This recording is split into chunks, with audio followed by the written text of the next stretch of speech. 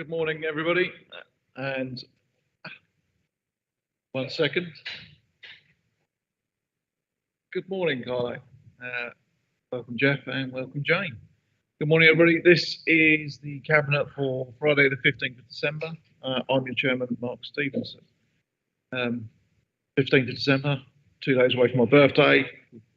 As per usual, I always want to get these over with quickly. So I'm going to jump straight into the agenda and say, are there any apologies for absence, please? Leader, we've got apologies from Councillor Mick Barry and Councillor Scott as a leader of the Liberal Democrat group. Thank you very much, and noted. Agenda item number 2, minutes of the meeting held on Friday the 10th of November. I propose to move them. Anybody got any questions? And can I have a seconder, please? Thank you, Ivan. No questions? Agreed. Thank you very much. Okay, agenda item number 3, declarations of interest. Have you got any declarations of interest in the room? Lovely, thank you very much. Number 4, announcements by the leader of council. There may be some disruption today. We have over 500 children in the Prince's Theatre. Oh, yes, we have. Somebody had to say it. Thank you, Carlo.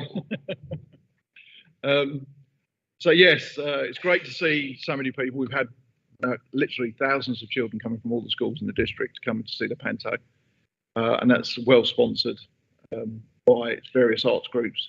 And I just wanted to make sure that everybody was aware that there may be a little bit of noise from them. But it's great, and I'll be going up to the circle to have a look to see just how noisy and high-pitched it can be after this meeting. So anybody wants to join me, they're more than welcome to. And those are my announcements. Okay, agenda item number 5, announcements by cabinet members, and I think Ivan has one. Yeah, thank you, Leader. I've possibly got one and a couple more on top of that, 3 actually.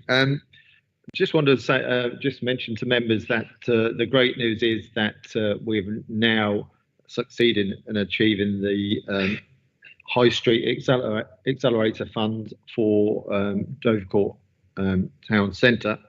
And I'd like to put on record my thanks to officers who have worked really hard to make sure that we met the requirements in a very short time that was being put to us by DLUC. It's been really useful that we already had in place a really good vehicle to actually take on board that funding and work together to deliver. As you know, we've got the Harwich Tourism Group, which is made up of private sector, voluntary sector, and also we attend as well as a council and other councillors from the parish council as well. So it's been good that we've had that in place, that vehicle in place, so that we could actually make sure that the government had the confidence in us to actually deliver this funds.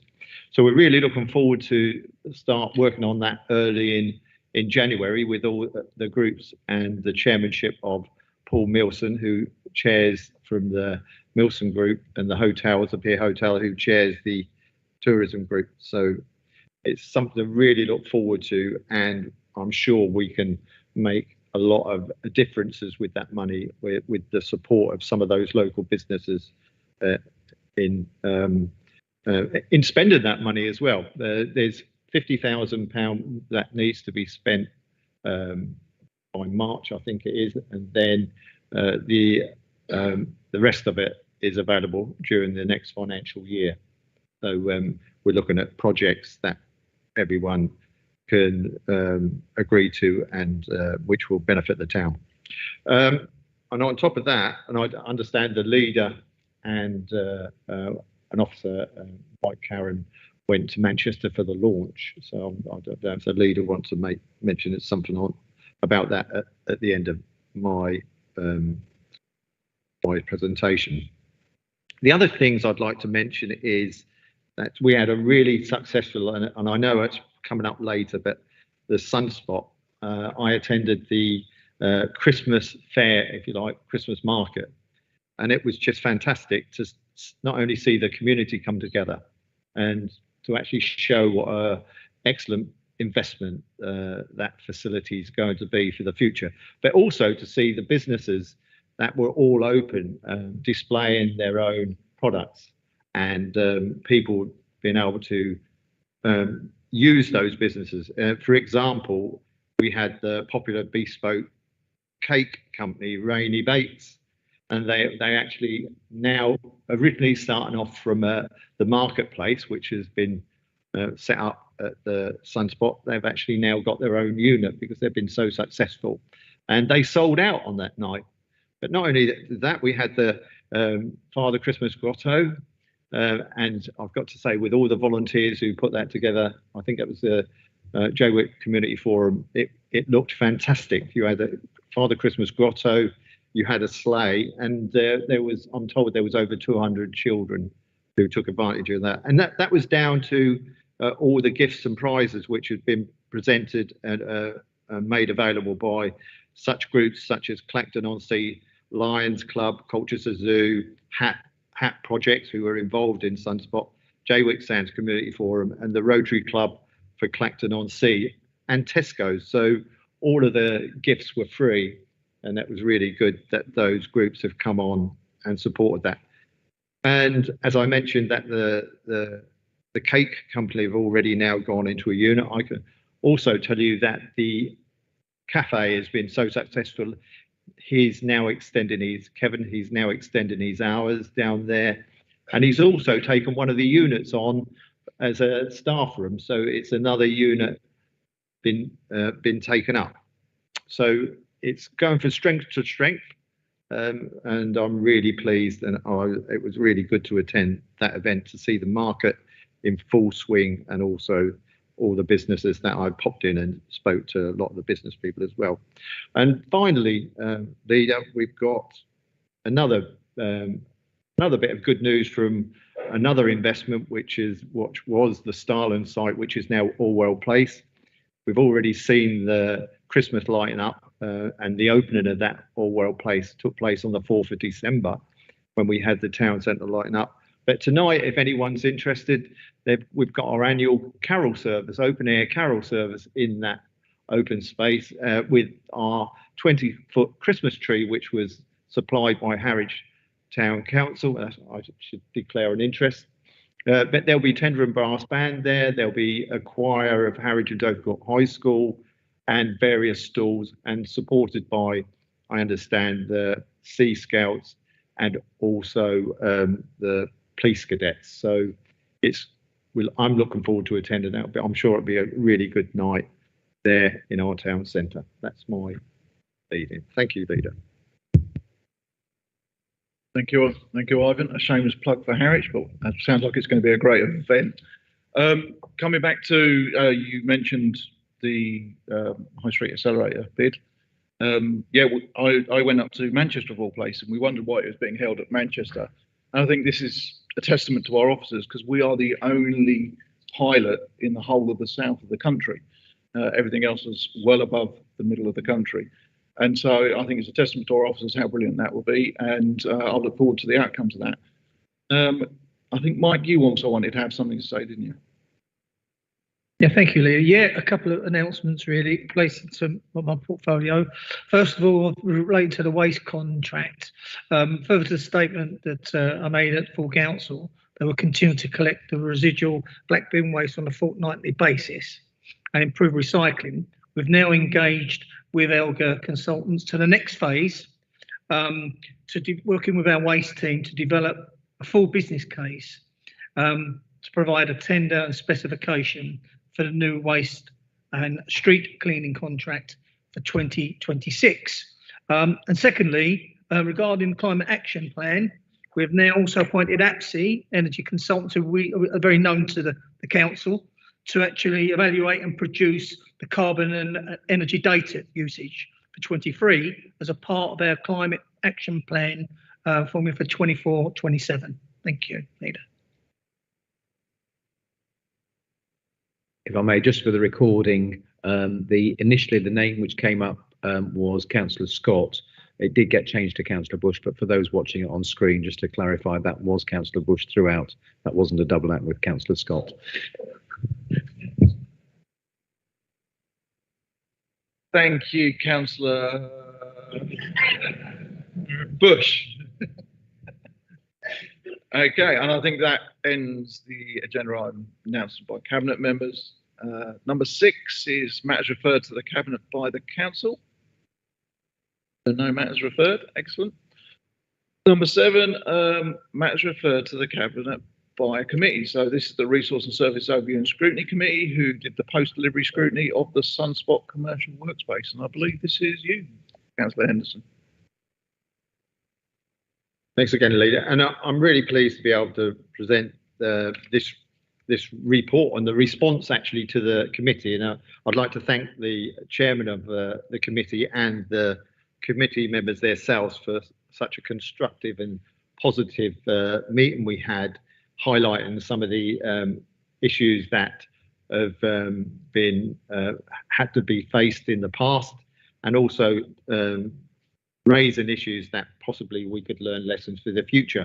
And you'll see from the report that we have done that. While I'm on, you'll see also in the report that the good news again, and I'll mention the Sunspot and what we've achieved when you looked at, I think it was a 10% or 8% we expected take up, and we're now on occupied units 15 out of the 24, and another 5 units are going to be another 4 units are going to be occupied in January. That will leave 5, and we've just started advertising 1 unit for hot desking for people to take up space to take advantage of that. So things are going really well in there, and like I said before, if you go there, you'll see the activities going on there, and you'll see that also in the report that Sunspot has had national and regional recognition from the press,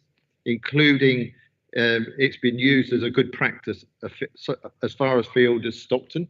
There was an article there using the Sunspot and saying how well we've achieved something over there. And you'll also see, as I've mentioned before in the report, that from those discussions with that committee, and also from the work that we've done around with officers, is that we're taking on board those lessons of the past, and we're making sure that we've got the professional capacity in place to actually be able to make sure that we deal with all these projects in a way that doesn't put us in a position where we get certain surprises, I should imagine you could say, as was had in the past with some of the projects, hidden surprises that we weren't aware of. What we want to make sure is that everything's planned in advance, and we've certainly got the capacity to actually make sure that happens in the future. So once again, Leader, I'd like to thank the committee and recommend the recommendations on page 19, and my responses on page 18 for members to see. Thank you, Councillor Henderson, and I'm more than happy to second that. I also would like to thank the Scrutiny Committee. As a former Scrutiny Chairman, I understand the value of scrutiny, especially and well.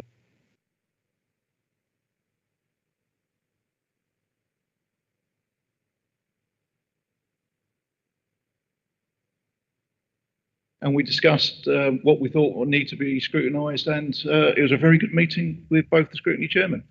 So it's been recommended. Sorry, I'm with Carlo. Yes, thank you, Chairman. I'm delighted to see that the previous work of the previous administration is paying dividends. This is a golden opportunity for Jaywick, coupled with the Jaywick Place plan. It does mention in the report how close we came to making some very difficult decisions because of the spiralling cost. Nevertheless, we did persevere, and we always did say, when I came to scrutiny in my previous role, I did say that we would be leaving the authority in a very, very good place, and this is one of the testimony that we did. and it was a huge amount of work that went in. We did decide to commend more financial resources to it, and also it must be said that Essex County Council were extremely pivotal into the help that they gave us, financial as well as resources, to make this enabling and to become the things that it has become now. So I'm really delighted that it's working well. It's got off the ground, but let's not forget that was one of the previous administration's achievements. Thank you, Chairman. Yeah, and obviously we recognise that, but one of our visions is for this administration that we get things done and get them completed. And I was really pleased, and you can see the advances we're making on such a project, and we're still pursuing those to make sure that that project comes to its full fruition for the future, and hopefully to make sure that all those units are used, and the whole site is a benefit to the local community. As you mentioned, Carlo, you can't do these things without a partnership. We had a good partnership, and you can't do these things without good community leadership. And we've got good community leadership, and that's what we intend to pursue, to make sure that all of our projects that we've got in the pipeline actually come to fruition and are completed for the benefit not only of the whole of the district, but also for every member of the community within those districts. Thank you, Councillor Henderson. Councillor Baker. Thank you, Leader. I just think it's fantastic that we have got so many units occupied already in such a short period of time. Unfortunately, I couldn't make the Christmas market, but I did pop down there yesterday and partook of a coffee and a mince pie in the cafe and had a chat with the owner, and it's just great. I think it's great, and the fact we've got another 4 people coming in January, only 5 units vacant. I think it shows the optimism of the people that have took those on to make it. I think it's going to be a roaring success. Thank you, Leader. Thank you, Councillor Baker. And in reply to Carlo, Councillor Gurgami, absolutely, yes. I think it's part of every administration when they come in is to not just close down every scheme from the previous administration, but we also have, as in we will probably leave, some projects that need to be delivered. And so, yes, while you make the decisions and put it going forward, it was down to us to make sure it was carried over the line and delivered. And I'm sure we will end up leaving, at the end of our 4 years, some projects that the next administration will probably have to carry on. So it's been moved by Councillor Henson, seconded by me. I'll be happy to move the recommendation as given on page 19. Thank you very much.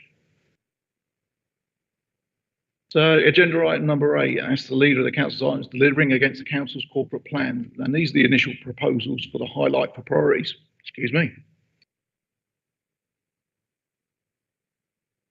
So I'm happy to move these. I mean, this really, we've seen this quite a lot now. It's gone through full council and various bits and pieces in iterations. And this is really, it sets out the delivery of what our aspirations are, how we're going to deliver our aspirations.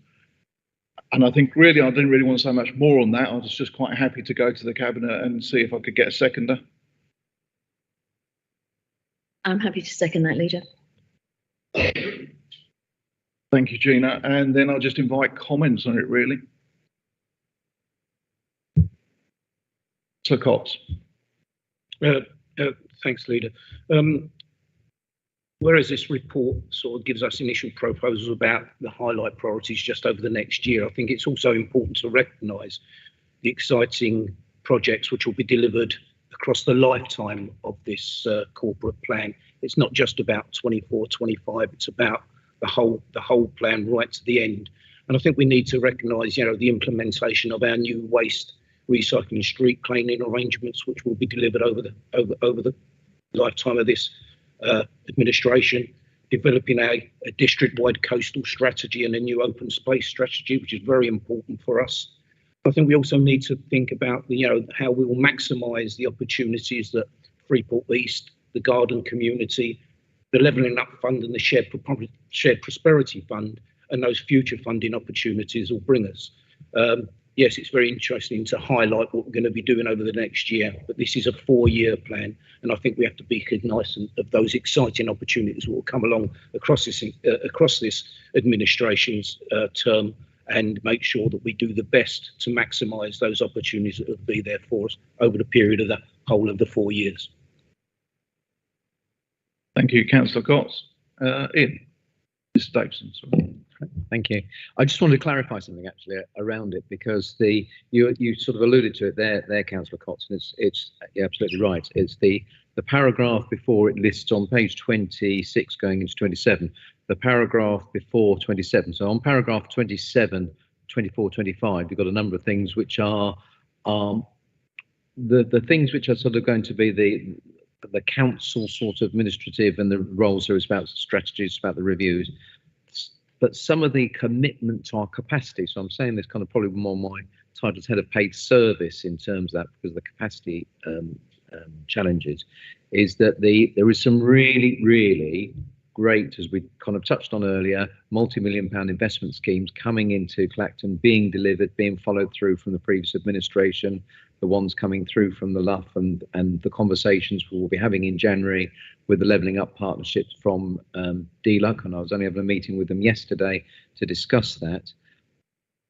And the key to that is going to be how we manage our capacity, because obviously having those, there are some amazing schemes there which will be coming forward, but how we as a district council manage that as a capacity, because the capacity issues for councils are ever challenging, whether that be the financial commitment, whether that be the resource commitments in terms of individuals, or whether that be having the right skills in order to do that. So I just kind of highlight that is that it's that paragraph before almost hides just the kind of the level, as I think Councillor Cox was alluding to there, just hides almost the level of the investment, and a lot of those projects will start in 24, 25, but will, as you rightly said, Councillor Cox, will go over the lifetime of the administration and probably beyond. It goes back to what you said, Leader, about passing things over to whoever comes, but whether it be a new administration or an turn administration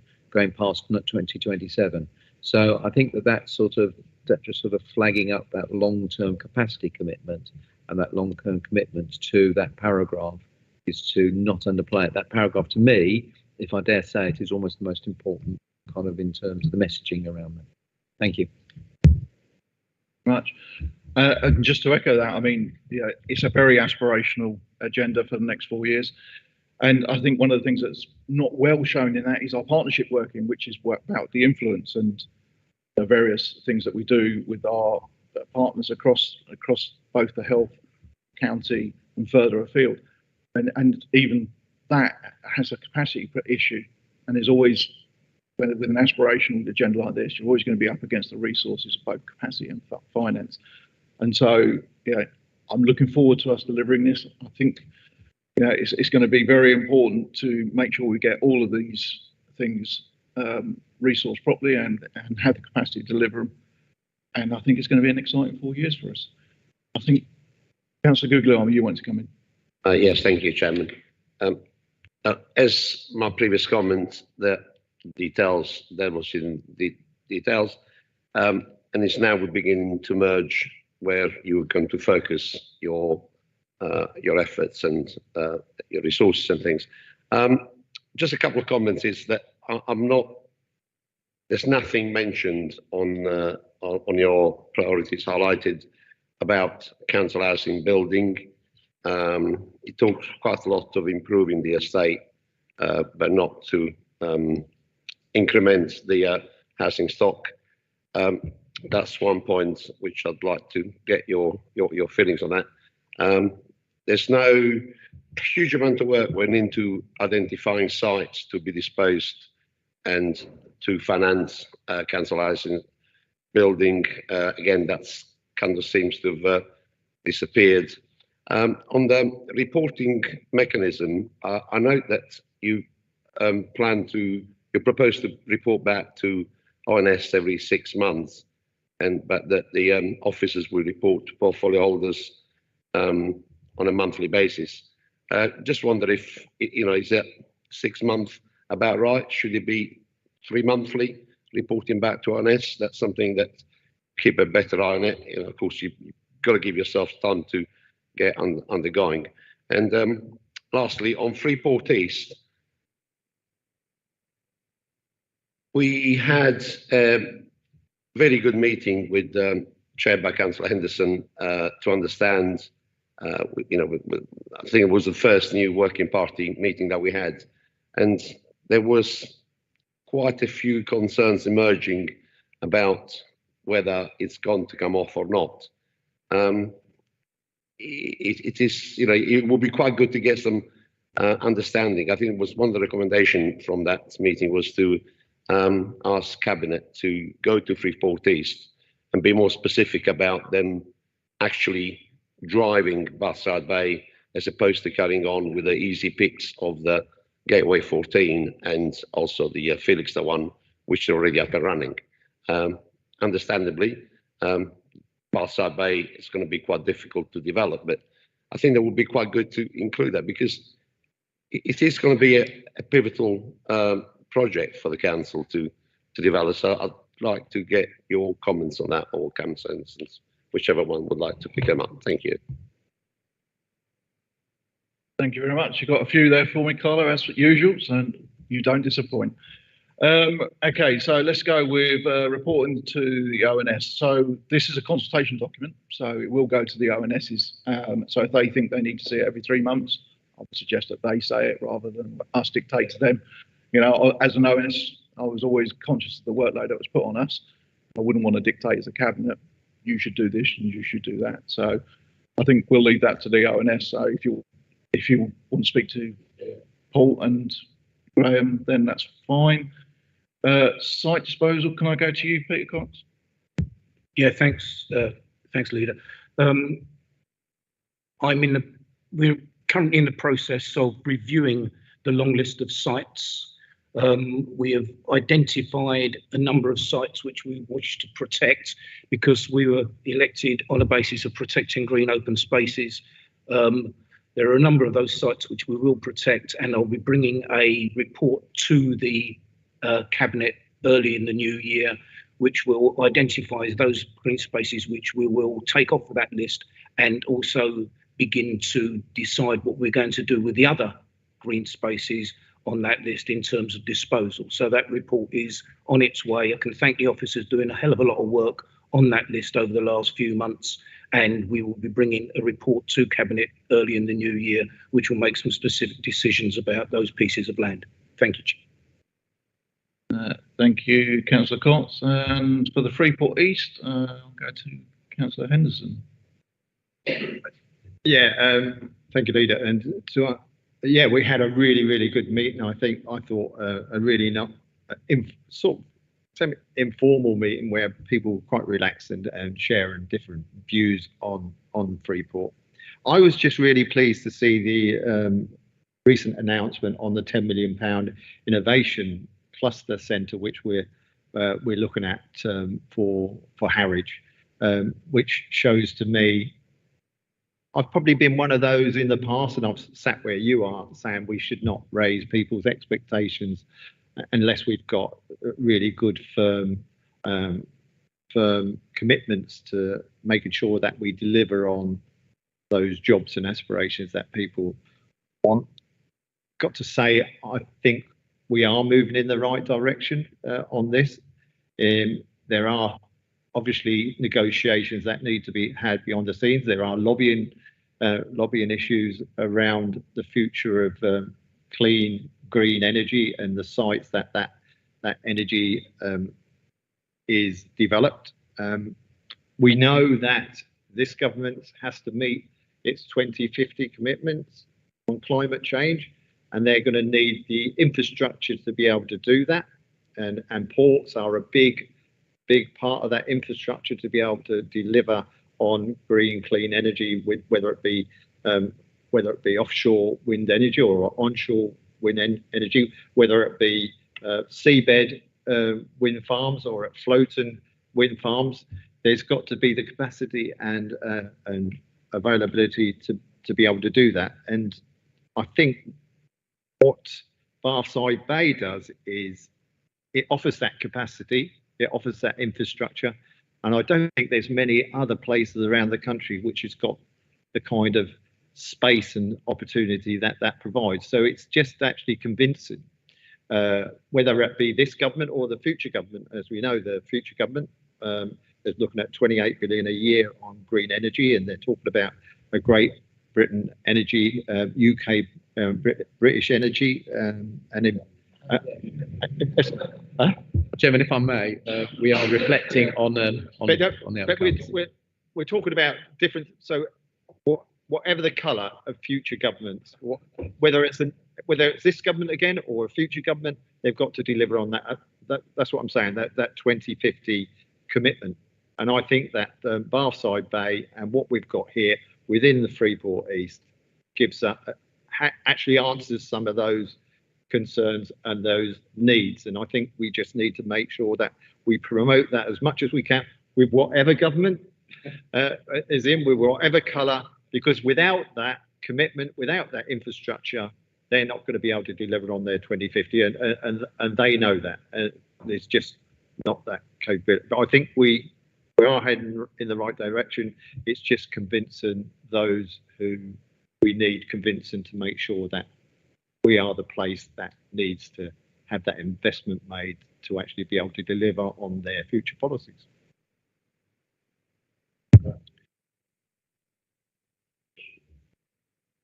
Okay, Councillor Gogarby, would you like to try again? Yeah, and thank see if we you. get your answer? My question was, at the meeting of the Freeport East Working Group, we recommended that Cabinet should contact Freeport East itself to specifically push for Bathside Bay, because, to be really blunt, unless the pond is reclaimed and a slab put on it, it'll be very little progression on that. And to be really specific, the funding to provide to reclaim the water is going to be quite considerable. Could be 300, 400, 500 million pounds.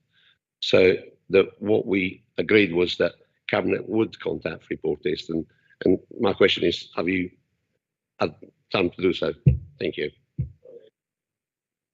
At the last board meeting, about a week ago, 2 weeks ago, in Felixstowe, we did pursue that, and sorry, I was answering that in a roundabout way about how we need to lobby, if you like, government, and it was agreed that we would lobby, and without straying on to the political part, this is the answer from the Freeport East. We agreed to lobby this government, and we agreed to lobby the shadow team, which within the other party. So we took on board what that committee said, and Freeport East have now agreed to set up a public affairs response and lobbying response to the needs and to promote all of Freeport East as well as Bathside Bay. To hear that, thank you. Councillor Baker. So, Councillor Baker, how's Councillor Howe's bill? Yes, I was just got a bit confused there. So I think Councillor Gogarby mentioned about no mention about an increase in housing in the housing stock. If you look on page 31 under Pride in Our Area, develop a revised housing strategy to address the needs of the district. The current housing strategy is 2020 to 2025. I have the intention, and I haven't actually spoken to officers completely about this, I have the intention of asking them to review the strategy next year for us to maybe bring a new strategy in earlier, but obviously that will depend. And as you're no doubt aware, we have new rules, regulations. The regulator for social housing is about to, I was going to say descend upon us, but I was quite confident that we won't be first. But that is coming in. So I think what we need to do is make sure that our current housing stock is to a standard, a decent home standard 2, which is yet to be announced, before we go and move on to increase housing stock. I think we need to, but obviously how we do that and when we do that, it has to be at the right time. But I will keep Cabinet and obviously members informed of that. Thank you. Councillor Guglielmi. Yeah, thank you, Chairman. It would be really good, and thank you for your response, to highlight that in the highlighted priorities, because if someone reads it, it doesn't come through that you've got to comply with the new standards in the new regime. And so therefore that's your priority at the moment, but also include the fact that council housing delivery is still temporary on the back burner or something, you know, but it'd be quite something to explain that, to be more clear. Thank you, Chairman. Thank you very much. And now I'm going to bring in Mr. Davidson. Thank you, Leader. I just wanted to just go back to the Freeport because Councillor Henderson is absolutely right. It was raised. He raised it at the board meeting about the Bathside Bay, because Bathside Bay is, if you combine all the rest of the area of those designated in the Freeport area, Bathside Bay is multiple times bigger than that. So it is so important. And actually, in terms of what Councillor Sanderson said is absolutely right, is that we do need to be understanding whoever and whatever's going to happen in politics going forward, and making sure that we've got sign-in and on board. And to that end, we've been doing exactly that. It is difficult because one of the things is, of course, is we don't own the site, so we are at the behest to a degree of obviously the owners and what they want to do. There is also the funding in terms of how do you get to the funding when it is a privately owned, and obviously there is not government funding for some of that. So we have had separate, as well as the board meeting, there have been separate meetings with the chairman and chief executive of Freeport East. Since that, there's also been conversations at officer level with their equivalents there, and also Essex County Council. And I have to say that Essex County Council, their officers there have been very supportive in the work which we've been doing there as well. So it's a right one to say. I think having those ongoing discussions at the working party are really helpful, but also it does highlight and give a chance to explore more just how difficult the property is. I would use the expression, if it had been easy, somebody would have done it years ago, and that's the truth of it. Thank you, Mr. Davidson. Councillor Bray, welcome, and maiden speech. Thank you, Maiden question. Thank you very much, Leader, and thank you for the welcome. I just really wanted to make some comment on some of the comments Councillor Baker made. I think the idea of bringing forward the review to 2024, I think, is a really good idea, because 100% support. We all know that housing and planning is extremely fluid at the moment. Shall we say the rules change, well, daily? So I think keeping on top of it's a struggle, and I'm very aware of that. So I welcome that. And I would simply ask that we give as much priority as we can. Financial constraints obviously will make that difficult, to looking at increasing our housing stock in future. But I suspect you already have that in mind. But just to say that I think you're absolutely right in bringing that forward a year. Thank you. Thank you, Councillor Bray. Okay, so it's been moved by me, seconded by Gina. The recommendation is on page 22. Are we agreed? Very much. Okay, so the next one is agenda item number 9, and this is proposed minor amendment to the council's constitution. So I'm happy to move this as it falls under my portfolio. And basically this is tidying up some of the, and you can lay claim to this, Councillor Guglielmi, some of the work from the previous constitutional working party that came to Cabinet that wasn't picked up before change of administrations. It's always been good work, and we've always enjoyed the constitutional working party under you, and it wasn't only Wednesday, I believe, we had our first one under me. And the same good working has been proven yet again. And so I'm happy just to move these, but I do need a seconder to make that happen. Quite happy to second, Leader. Thank you, Councillor Baker. And I have a question from Councillor Bray. Yeah, sort of a question, Leader. I've sort of made a few notes on this. I think it's absolutely excellent that training is moving forward. But obviously, it stumbled a lot during the pandemic, and it's taken a little while to get going again. So 100% support the idea of bringing in more training, better training. We're all in need of that. You probably know, because we've known each other a while, that I dislike words like mandatory. They irritate me, simply because, in my opinion, it should need to be mandatory. If you're sitting on a committee, the councillors should quite happily go to do the training, and I think it's fair to say that 99% of councillors do 99% of the time. So that concerns me a little bit, that we felt the need to make it mandatory. A couple of reasons. One of the things that does slightly concern me, and it's unlikely to happen, but it could, is the backup situation. If we find ourselves with a committee that for some reason has a number of people missing, and we're unable to run that committee because there aren't sufficient people who've had the mandatory training, is there a backup plan to deal with that situation? I appreciate often it could be cancelled, but there may be a situation where it couldn't. So I'd like to think that there's some form of backup there. And I'm a little bit concerned, and I'm going to only touch on this, but at the moment, we very much have a situation where if a councillor isn't attending training, performing properly, their group leader usually deals with that, and it's the group leader that would issue the sanction. So under mandatory training, effectively, that would be commuted to officers. So in some ways, and it's very slight, and I don't want to overemphasise it, but in some ways we're taking a small amount of power away from councillors and passing to officers. And you know me well enough to know that I'll always ask questions about that.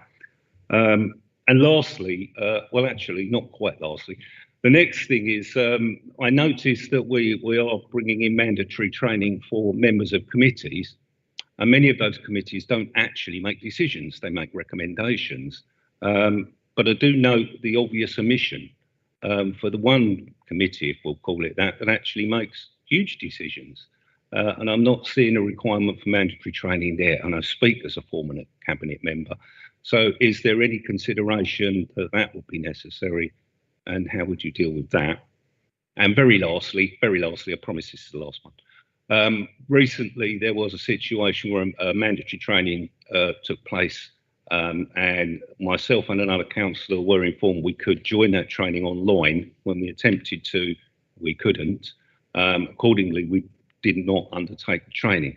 Can I suggest, Chairman, that in the interest of making the training easy for people to access, that it is always made available online, face-to-face or online, so hybrid meeting, to ensure that you get the maximum attendance? I think that would be a wise thing to do. There's a couple of bits there. I'll leave you with that. Thanks, Chairman. Thanks, Councillor Bray. Okay, so mandatory training. So a lot of the mandatory training is set by law. So that's not for us to say yes or no on.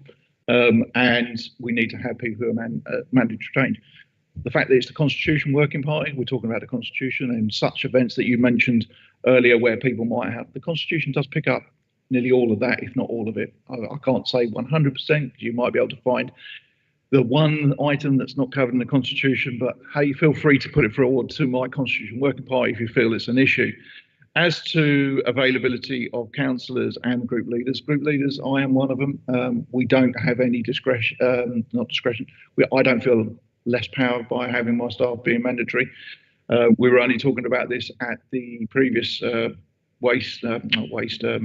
Constitution Working Party when we were saying about some people have asked for pooling of members and things like that. The Constitution sets out very explicitly how all of this is laid out. And I think I'm quite happy with it. I think there are a couple of mandatories that we as a council brought in, and that was done with pretty much the Constitution Working Party at the time. They were set around scrutiny, which I don't believe is a mandatory. But we felt in the current climate that we wanted to make sure that the people on the committees were trained to the best ability we could get them to. And if members can't make it, then officers have always bent over backwards to make sure that people can be trained in such a way. So I am going to just pass to the officers because I can feel them itching over here. So, Mr. Davidson.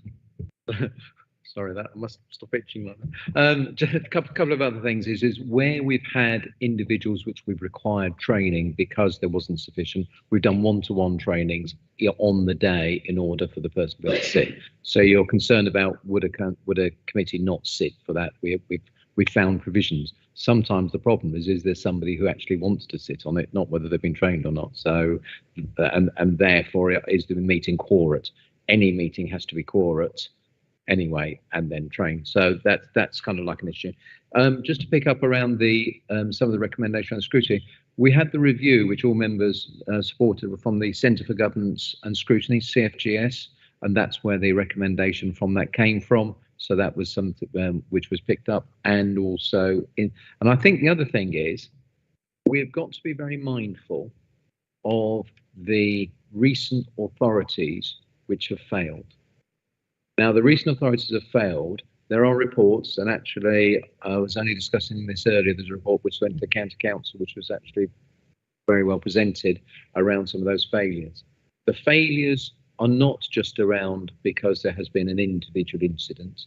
There are almost always issues around associated governance, associated scrutiny, which has been ineffective, associated quasi-judicial processes, which have been ineffective, or in terms of procurement, whatever it might be, they will be surrounding those. So therefore, the discussions which went on around this, and it went on around this, constitutes a thing today, but I'll say it as well, before the election as well, with the kind of previous administration, as well as the leader who was then chair of the scrutiny, and others were kind of on that group, as we've just been talking about in terms of Constitution Working Party, about ensuring that we could not only do it, but be seen to do it. And your last point, I'll almost take as a kind of like, I'll just sort of almost a whimsical response is, you're right 99% of the time, but the 1% is usually the person who needs the training because they haven't been trained and they don't want to. So the mandatory is not a kind of, we're going to cut you off to prison. It's just it's putting in place those provisions to say, as a council, we take this very seriously. As a council, those committees are well trained.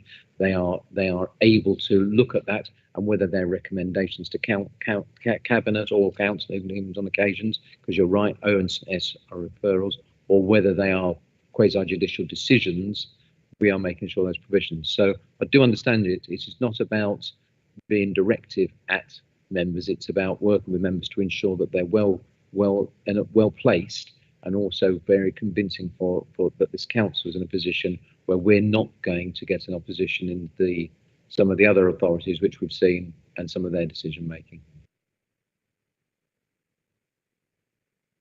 Going to get Councillor Baker first.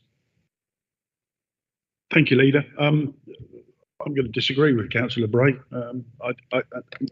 because I think mandatory training is very important. Obviously, you and I have sat on planning for a number of times, and it's in our constitution that we will be trained, because if you're a new elected councillor and you come onto a committee and you've had no training at all, you don't know what the hell you're doing, basically. So I fully support that what's in here. I think it upskills councillors. That's what it does, to almost make them come to the training. If they want to sit on those committees, or have opted to sit on those committees, to upskill them so they can serve their residents and serve this council and overview scrutiny and hold cabinet to account. And I think the fact that this is now here will make us all a better council, I think. So I have to disagree with you about mandatory, and I fully support the recommendation. Thank you, Leader. Councillor Bray, Thank you. Firstly, you're not disagreeing with me. Absolutely agree. Where there's a statute requirement, I'm absolutely with you. And the planning committee, I think, is a classic example of that. You're quite right. Councillors will do a better job. I'm disappointed that we feel the need to make it mandatory. You would have thought that a councillor wouldn't need to be forced to do it. You would think that they would want to do it anyway. So that's my issue. And I'd just like to say thank you to the leader and the chief executive for the answers they've given, which I think were really clear. But actually, Councillor Baker, we don't disagree. Thank you. Councillor Guglielmi. Yes, thank you, Chairman. First of all, I'd like just to comment on the Constitution Review Working Party. It was great to see it regrouped and carrying on with the same kind of level of good humour to carry out the business. And for the first time, we said it wasn't going to be a quick meeting, and we did get through the agenda fairly quickly, 2.5 hours. Just on I will not over-labour the training session things, and the chief executive must have read exactly what was in my mind when he talked about in his speech, like he normally does. Councillor Henderson and I had an excellent scrutiny session at Essex only yesterday, that's right, yeah, where there were lessons learned from, there was 8 different authorities where completely different scenarios and different reasons that they all kind of went wherever they went. But one common link was the lack of scrutiny and auditing. And so therefore, that was one of the drivers that, you know, the previous Constitutional Working Party agreed to make it. And planning and licensing, they are the 2 regulatory committee which are quasi-judicial. Now, it's not enshrined in legislation that you have to have mandatory training. We introduced mandatory training for planning just so that we are more professional and less likely to be challenged on the decision making by councillors. This happened back in 2011, 2012, when a new host of measures were introduced to improve planning, and now it functioned. At the time, you'll all remember, planning did not have a very good reputation here in Tendring, and by introducing mandatory site visits and mandatory training, it did raise the bar massively. And I refer back to the last cabinet meeting where costs were awarded against the council, and we did agree that, you know, there was need for some more training on issues such as that. But really, it's on auditing, and the previous chairman of audit, he was really quite frustrated with the fact that members have to have training on that for the very reasons that we just discussed about the reason why councils you know, that get issued section 114 notice. And it's really to improve their knowledge and skills, really. You know, why wouldn't you take up training? You know, and that's, by making it mandatory, it kind of improves the way that decisions are making.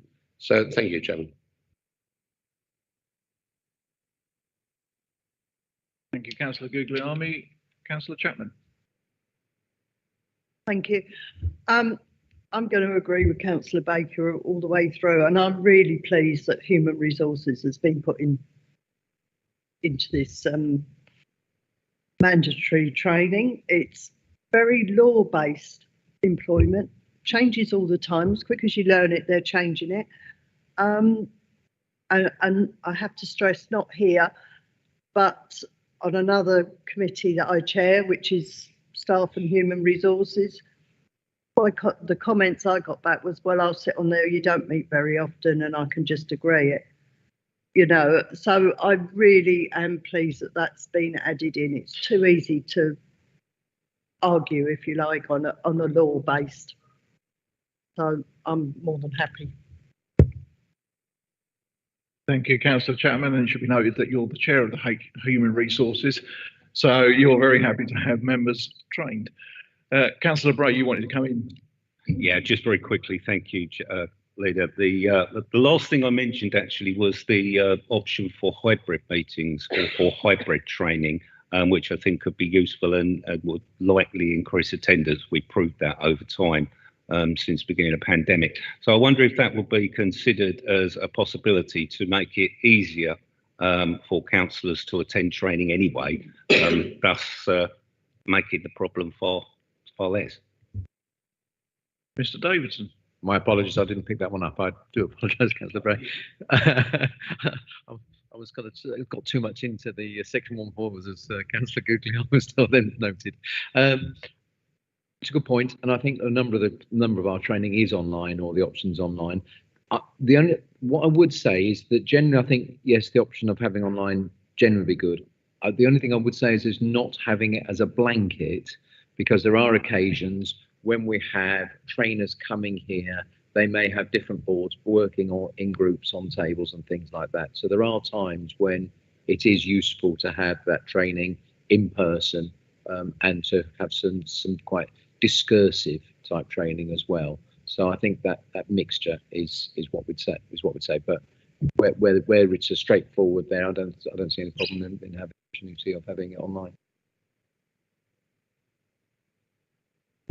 Can we just say then, where practical, it will be a hybrid meeting, and where not, it won't? Thank you very much for your comments, Councillor Bray.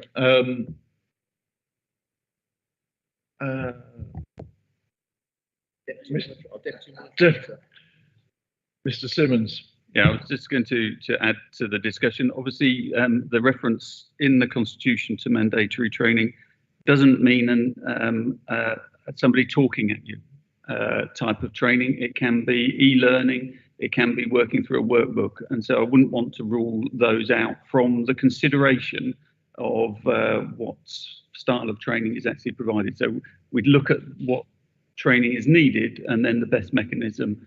And sometimes that's different for different people. That's excellent. Thank you. Apologies, Leader, not to extend this, but just to say, of course, is that, for example, some of our prevent training, some of our training around which we need for our governors for career track are actually workbooks online. There isn't a trainer, it is an online one, as those who are governors here, including members, know of how long it takes you to work through the workbooks, and that is all online, and it's just a workbook, so it doesn't even actually have a trainer as per se. But they are online as well. Thank you all for your comments, and I'll sum up before I move us on. But in the new year, I'm hoping to re-establish the Council Development Portfolio Holder Working Party, where members will have a voice around the training. So I would hopefully see you there, Councillor Bray, with all your many comments. So it's been moved and seconded. The recommendation is page 35. Are we all agreed? Thank you very much. So the next one is agenda item number 10, the updated general fund financial forecast budget. And that is once again me. So, right. So got a few notes that it's going to work from. The forecast has been subject to further updates since Cabinet on the 10th of November.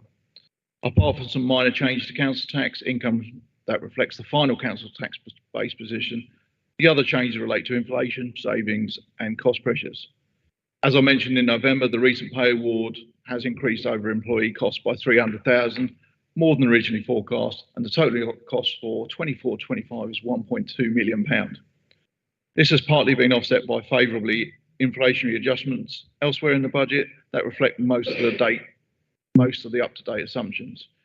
In terms of cost pressure, Appendix C sets out the various items that total nearly 1.5 million, homelessness and energy costs being the most prominent figures.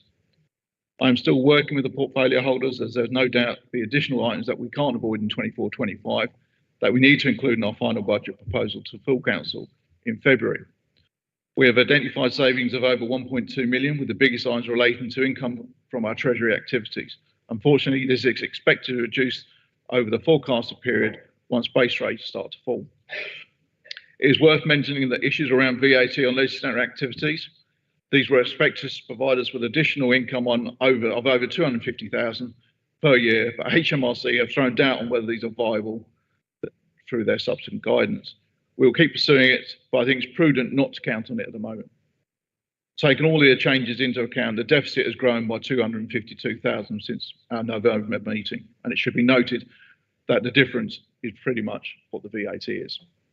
In grasping some positive news given out in Christmas, the government did recently publish a policy statement around the local government finance settlement, which, if taken at face value, should see a similar level of grant funding that we saw this year.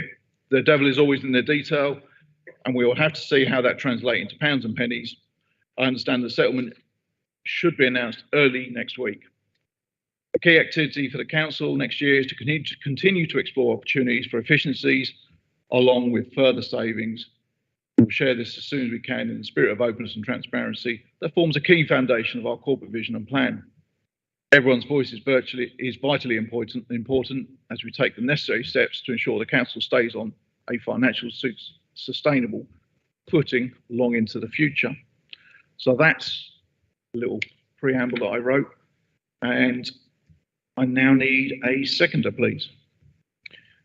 Leader, I'm happy to second this report. Thank you. Thank you very much. And I'm happy to take comments if there are any. Councillor Guglielmi. Yes, thank you, Chairman. Yes, very good report, very stable position. And we've had a conversation that every cloud has got a silver lining, but that's going to pay the inflation and the raise in employees' costs and the energy costs. Now, on a serious note, it's very, very stable. Very happy to note the situation. 3% in council tax. It was just a given that that has to go. We've adopted that for the last few years. Has worked well. I know there is the forecaster is fund, very healthy, 6.142 million, and it's very, very strong. And again, there is another reason that if you do have an unforeseen, you've got the luxury of being able to address it. And 252,000 shortfall, I'm sure it'll be make up later on. Just a couple of comments on the where on the reserves page. The election reserves, it's showing as nil, but the comment is continue to retain.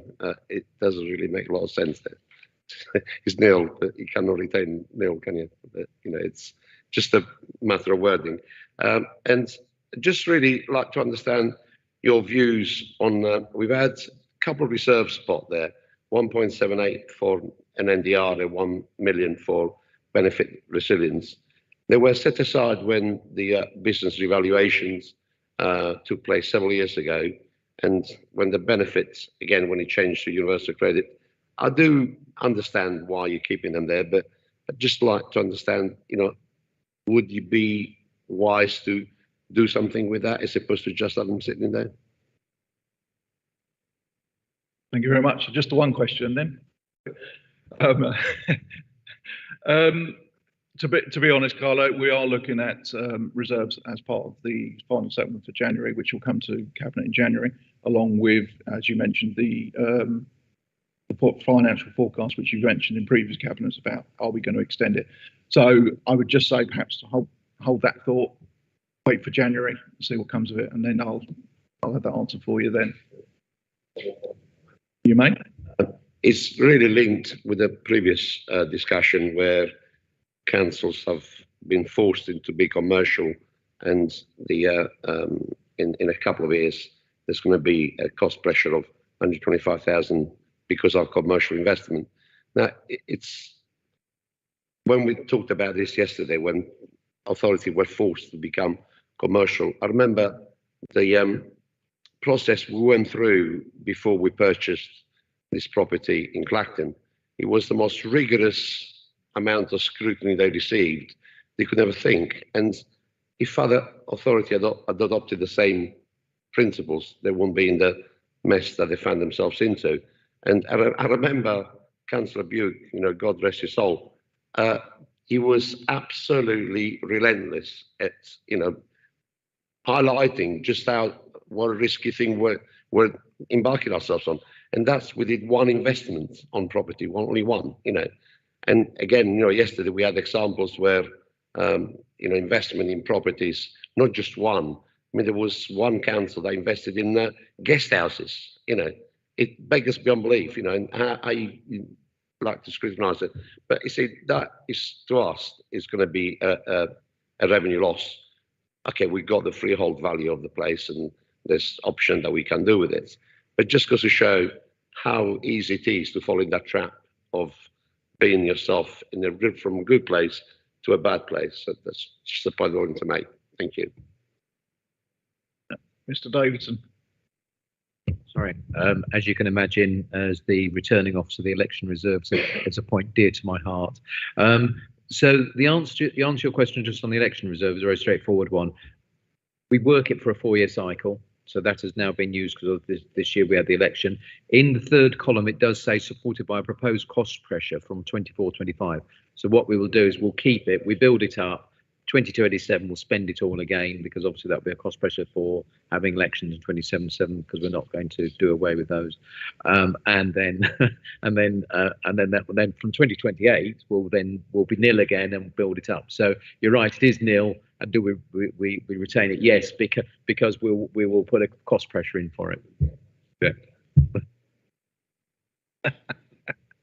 Thank you for pointing it out for us, though. Yeah. Yeah, you make a good point around investments. I mean, it is on our radar. It's not, it's in the report as a potential problem for us in the future. But we have got the Luff, we have got £60 million. So there are options for us in the future. What those options are, I could possibly say at the moment, because we're only just, get a phone call on Sunday morning going, oh, by the way, there's £20 million. And you're like, oh, okay. And we'll wait for the guidance on it. So, points taken, but at the moment, all noted. Thank you very much. So, it's been moved by myself, seconded by Councillor Cott. Recommendations, page 44. Everybody happy to agree? Thank you very much. Moving on to agenda item number 11. This is the report, the economic growth, regeneration and tourism. And this one comes to you, Councillor Henderson. Yeah, me again. Thank you, Leader. And I've great pleasure in putting forward the recommendation on page 73. Leader, as we've heard already today, the Council has a strong vision. This report on government funding opportunity is another example of how we will deliver that vision. Our aims include pride in our area, raising aspirations, attracting visitors, which includes a renaissance of the town centres of Clacton and Harwich and Dovercourt. We've already started to deliver. I was proud to see the opening of Orwell Place earlier this month, the car park and event space in the town centre. The Levelling Up Funds projects are underway to improve the library, adult community learning and parking in Clacton, and improvements to Kingsway, the library and the old Milton Road car park in Dovercourt. And we have the opportunity to go further to support the renaissance of Clacton and Dovercourt. The government has announced funding of more than another 40 million for the two towns. There will be 20 million of capital funding to support projects in Clacton, the Clacton area. Government will carry out a deep dive from January to March to decide which projects to allocate funding to. We will receive a further 20 million over 10 years to support the Clacton Town Centre projects. Finally, there is a one-off year, and I've already mentioned it today, High Street Programme Accelerator Fund in Dovercourt starting right away, which has 237,000 allocated. We've asked the tourism group in Harwich to support the High Street Programme, and we will set up a town board with our partners in Clacton to support the investment into the Clacton area. Creating change is not easy in the current economic climate, but this administration is very much hands-on, proactive, and we will make sure that this money comes together. And I said it at the members' briefing, it comes together to complement all the other projects which are coming on board. We need to make sure that we have something that not only tendering can be proud of, but our residents overall can enjoy and be proud of as well. And we've seen that, an example of that on the Sunspot in Jaywick, and we've seen an example of that on the Orwell Place car park and open space in Dovercourt. So I'm looking forward to making sure that these projects come together and we deliver something that our whole communities across the whole of Tendring can be proud of in the future. If you look at, and people have mentioned the capacity, if you look at the finance part of this on page 76, 77, there are capacity funds available there and resources. And if you look, and if I could open it again on an earlier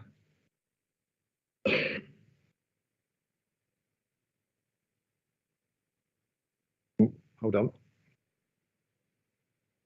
my computer's gone down.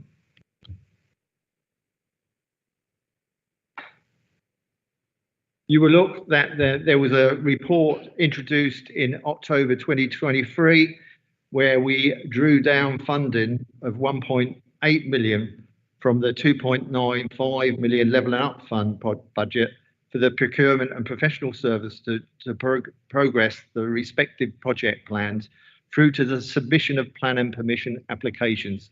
So the funds are there, the professional advice is there, and we now just look forward to delivering these projects for the future. Thank you. Thank you, Councillor Henderson, and my apologies for having a little bit of a laugh just while doing your presentation. We had the children in the panto cheering away when you were doing that. So, yes. Well, so Councillor Henderson moved that with much support. Do I have a seconder? Councillor Bush. Yeah, thank you, Leader. Yeah, well, that was a very comprehensive statement there from Councillor Henderson. So I took some of the words I was going to say. You know, first and foremost, these are incredible opportunities for work that's already in progress, and the pipeline that of projects that we've got in front of us. You know, to have the opportunity to secure £40 million. Sometimes we underestimate this opportunity, but not only that, what we're facing, the biggest is challenges to deliver it.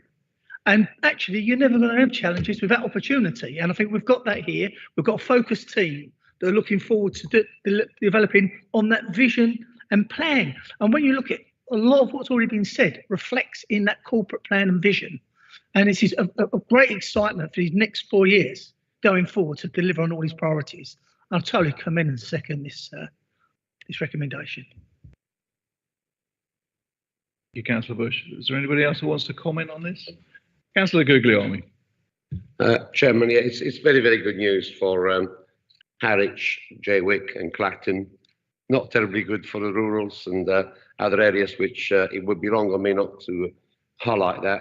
You got two other very good locations in Thorpe and Manningtree High Streets, which could be a lot more vibrant than what they already are.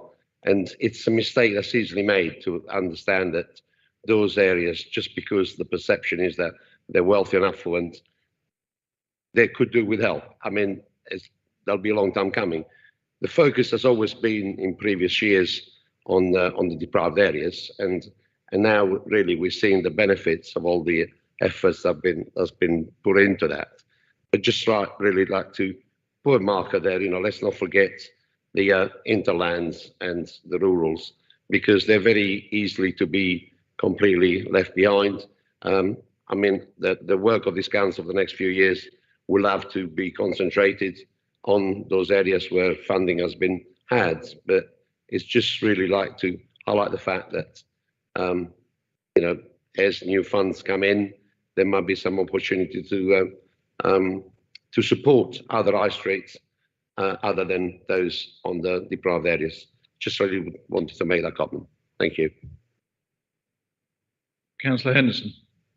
Yeah, just to remind, obviously not such big funds, but we've had the shared prosperity funds, which all areas can bid into, and we've also had the Rural England Prosperity Fund, which rural areas and other areas can bid for, and we know they have, because we've seen some of the results of that coming out to enhance some of their the areas and their projects and events they're putting forward.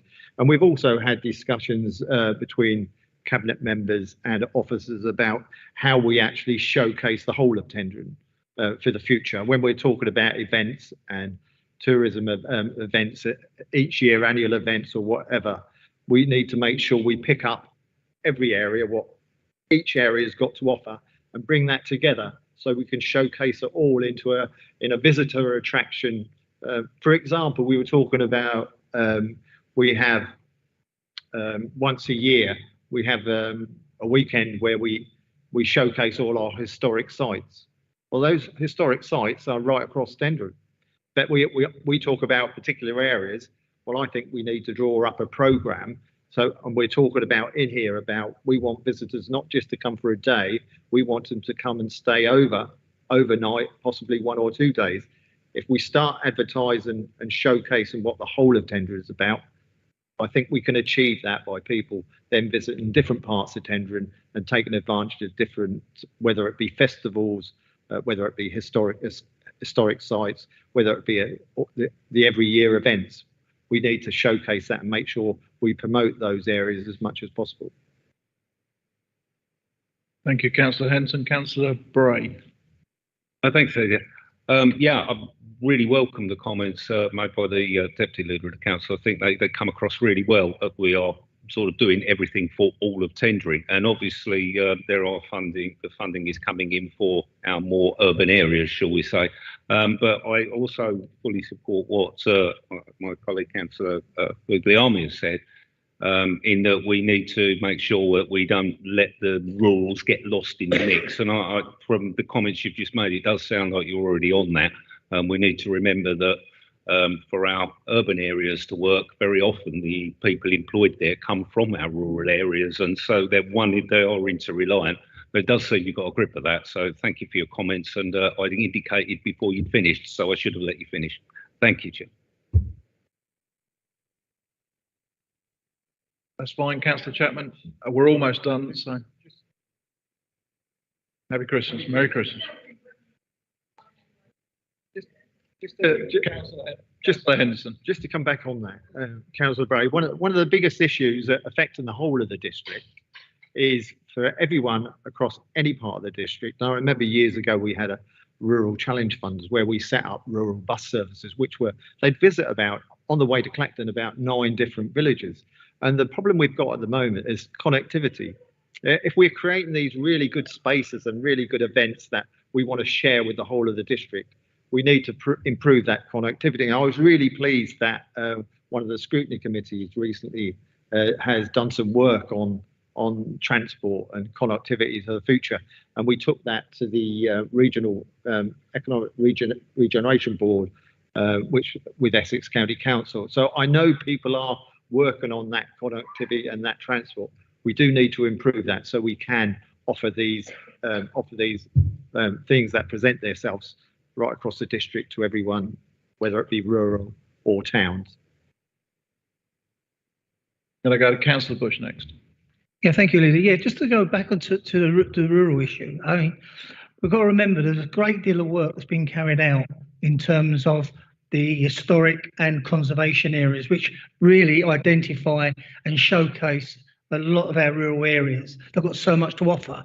Having those 20 areas now that are being compiled into a full appraisal, I mean, this is going to be a great opportunity to be able to demonstrate that to the wider public, to attract people into these areas, to show them what other parts of Tendring have got to offer, rather than just the coastal bits. There's some brilliant key areas in those rurals, and that work that the officers have done, putting this together as comprehensive documents, these are amazing, and these really could be a catalyst to actually widen the Tendring vista, if you like, to rural areas. Thank you, Leader. I'm going to go to Councillor Bray. He had his hand up first. Yeah, mine will be very quick. Mine will be very quick. Thank you to Councillor Bush for those comments. I absolutely agree, and I was involved in some of those consultations. Very proud to have been so. They were superb documents, really top quality. And thank you also to the Deputy Leader for the comments regarding connectivity. Absolutely vital, totally key. We need to connect everything together. Quite right. That's all I'm going to do. Thank you. Yeah, Chairman, just very briefly. I welcome the comments of promoting the rules in the way of what they can offer. I suppose my initial question was to support the businesses that operate in the rural areas.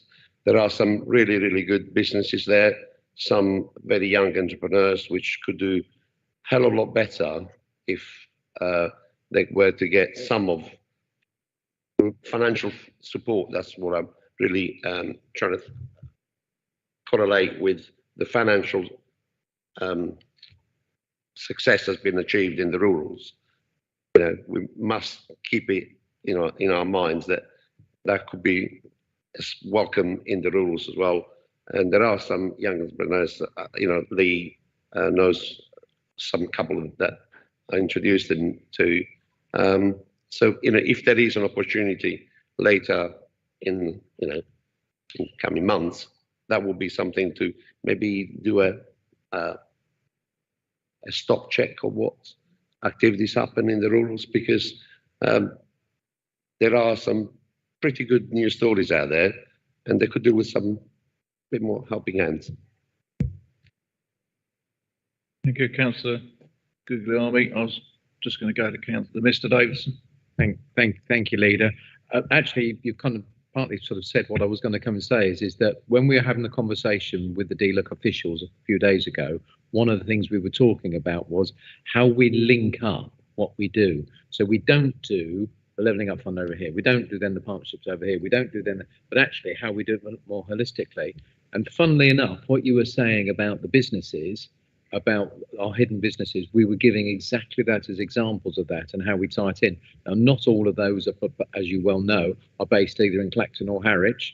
They're all over, but it's actually is how we kind of write that in. Councillor Henderson highlighted earlier around obviously some of the other funds which are available, and so we do, and also the interest of the Arts Council have with us. So it is about how we look at not just doing, oh, that's a good one, so we'll chase that, but how do we do the knitting? How do we link it up? I think Councillor Bray might know this number. I think there was at least 8 were coming. Some councils nil, and so. So I think that in terms of the numbers which are coming in at the moment, that there's some real opportunities there. No, I'm going to go to Councillor Henderson.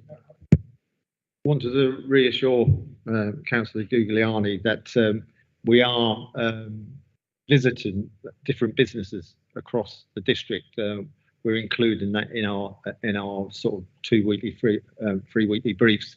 I'm actually visiting Wyvenwood on Alresford on Monday, and we've done 2 or 3 already. That I'm quite keen, and I know the rest of the cabinet are quite keen to learn and hear from those businesses of some of the good things and some of the issues that they want us to look at. Without us having that knowledge, we can't speak on their behalf or act on their behalf.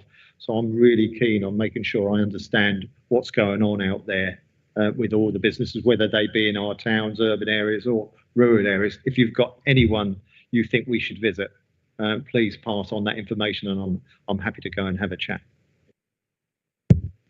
Councillor Bray. No, it's okay, Chairman. Thank you. I think there was a private joke there in among a bit there. Thank you. Fair enough. Councillor Bush, sorry. Yeah, just remind people, only recently we had the Pride of Tendering Business Awards, and the amount of innovations and entrepreneurs were there from the rurals. There was 2 or 3 from my particular area. When we look across, there was a lot that actually were from rural, small, independent businesses. So again, another platform to raise that and share it amongst the rurals in sort of the business entrepreneurs that exist amongst us. Okay, thank you, Leader. Thank you, Councillor. Thank you, Councillor Bush. Yeah, I can completely agree with you, Councillor Googly, on that. Don't want to be left behind. In fact, the Luff shines a very bright spotlight on Clacton and Dovercourt, and Harwich in particular, and so it can feel like that's the only places we're looking. But it's not just Thorpe and Manningtree. It's Brightlingsea, it's Frinton, it's Harwich, not Harwich, Walton. And I and the cabinet are very, very conscious that this bright shining light is on just 2 locations, and we are looking for things that we can do for the whole of the district.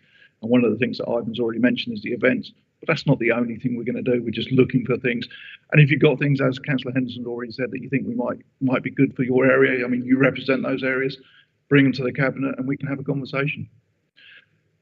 You're welcome. Right, so that has been moved by Ivan, seconded by Mike. The recommendations on page 73, 74. Are we agreed? Thank you very much. Right, last agenda item. This is agenda item number 12. This is a joint report, the housing portfolio, planning and portfolio, and the corporate finance portfolio. Updated housing revenue account, business plan and budget proposals. So I'm going to move this, and I've got a few words that I wrote earlier because I knew I'd remember it all. So the HRA continues to be a challenge in the context of balancing the required investments in people's homes with the levels of rents charged. As was the case when setting the budget this year, it is proposed to increase the rents by 7.7% in 2024-25 to support this balancing act. If we don't, the impact would be significant over the life of the business plan. We can't forget that the 4-year 1% reduction in rents posed by government back in 2016, which the HRA is still recovering from. There will also undoubtedly be significant financial pressures emerging from the new era of social housing regulation we are now entering, referred to by Councillor Baker earlier. The report sets out various changes to the business plan along HRA reserves and outstanding debt. Unlike other councils who have effectively sold off their housing stock, we don't see this as our future, but it requires tough decisions to ensure the HRA remains financially sustainable long into the future. I look forward to the comments of the tenants panel, who I understand will be meeting in January. Sticking to the theme of ending on a positive note, although there was various challenges ahead, that HRA is in a strong financial position, which should help us steer our way through the next few years. So that's my preamble. I've moved it. I need a seconder. Quite happy to second it, Leader. Thank you, Councillor Baker. Do I have any comments? Councillor Guglielmi. Just really would be wrong if I didn't mention that reduction in rent that we've had to endure, and how pleasing it is to see that £37 million that we've borrowed about 8 years ago is now just over 32 million. And how many more? I think we took 6 different mortgages out. Is there 4 remaining now? Yeah. It's going the right way, isn't it? and I do agree with the rent increase, CPI plus 1%. You know, I'm sure if Councillor Henderson was sitting this side, he wouldn't agree, but I think even he will see the sense in that, especially in view of the erosion that's took place the 4 years of council, not council tax, but council housing rent decrease. It's going to take a long time to pick up, so I do welcome that. It will. I mean, just showing off there, remembering your local knowledge, the knowledge from when you were finance portfolio holder, there is actually 4, as you quite rightly quoted. But yes, it was a bit of a blow when we had to suffer that, and not one of our own making, unfortunately. Councillor Henderson, you wanted to say something? I just want, because Councillor Guglielmi mentioned about the scrutiny committee we had yesterday, and we went over some of the pressures actually which are forced on local government, and this is another pressure that when you've got top-down government force and pressure on local government in the way they have over the years, and we listed some of them yesterday. We've seen a revenue support grant go down. We've seen control over our council tax, which we've had over the years, forcing councils under more and more pressure. You know, there's been all sorts of decisions that have been made by government which hasn't helped at all and made things 10 times worse for local government. And this one's exactly one of those. And to a certain extent, and I think we all agree that devolution in one way, one form or another is the best way in the future, because I don't think the government, well, if they do, then they're certainly got questions to answer when they make these decisions, and they put the situation onto councils like they do. Is just, and then wonder why they're in such financial pressures. It's just unbelievable. Thank you, Councillor Henderson. I think that's an excellent opportunity to thank our 151 officer and his team for some excellent work to keep this council in the position that he is.